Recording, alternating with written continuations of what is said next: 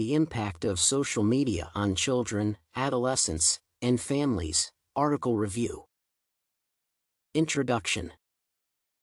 Social media is the most popular pastime for today's kids and teens, so parents need to know more about it and realize that the internet is not always a safe place for their children.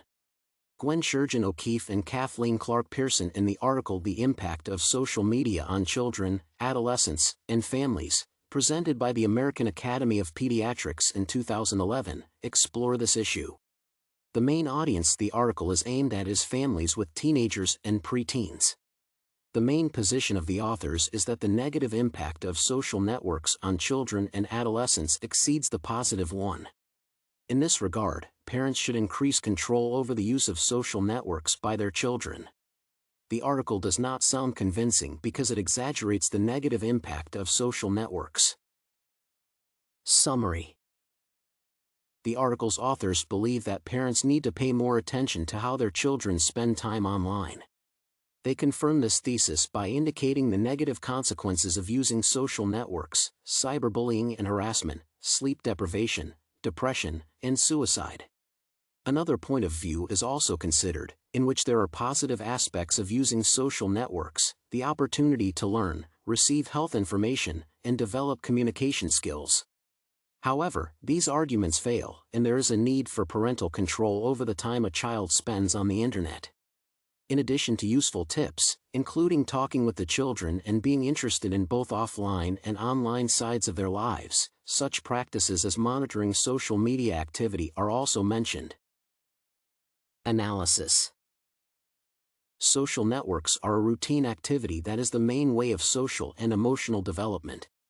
More than half of teenagers use their favorite messengers more than twice a day, and many use their phones only for virtual communication. Even though many parents are also active users of social networks, the majority cannot reach the same level as their children. It happens due to the lack of time for new technologies to understand the new norms of socialization and technical means. The first part of the article analyzes the popularity of social networks among teenagers and the reasons for the technical gap between children and parents.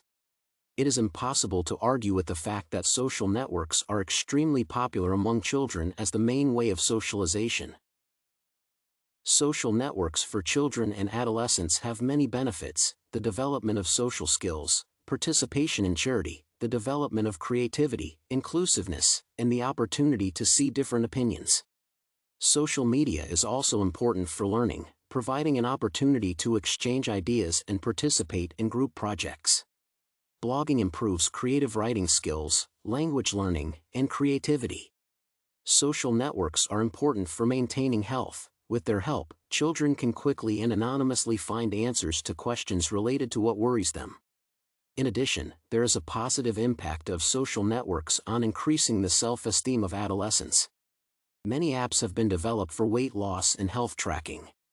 Other benefits of social media include creating an environment that allows collective discussion and the fight against misinformation. Mentioning the positive aspects of using social networks allows the authors to look at one of the opinions for a more convincing construction of their argument.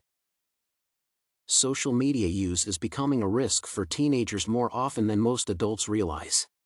Most risks fall into the following categories: peer-to-peer, inappropriate content, lack of understanding of privacy issues on the internet, and external influence of third-party advertising groups. Spreading false information and humiliation can lead to the most tragic outcome, as teenagers are the most psychologically susceptible.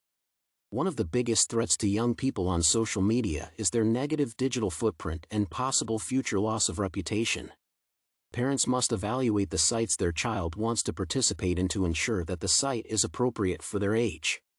The arguments presented in the paragraph on the dangers of social networks are significant, but excessive control over the child's behavior on the internet can lead to a loss of trust. Conclusion. The article seems important due to the spread of social networks and the growing risks for children and adolescents. The author's argument is not strong enough because the excess of the minuses of social networks over the pluses does not seem to be proven. Considering two points of view on a current issue is a good strategy for constructing a reasoned article. the article is important in terms of increasing the awareness and interest of parents in their children's lives. However, parents should understand that excessive control can lead to even more negative consequences than excessive use of social networks. The article does not provide new information on the topic and only gives the known consequences of using social networks without in-depth analysis. Despite this, the article is useful for analyzing consistent essay writing and applying argumentation. One shall use the article as an example of the need to develop critical thinking to be able to uncover such controversial topics.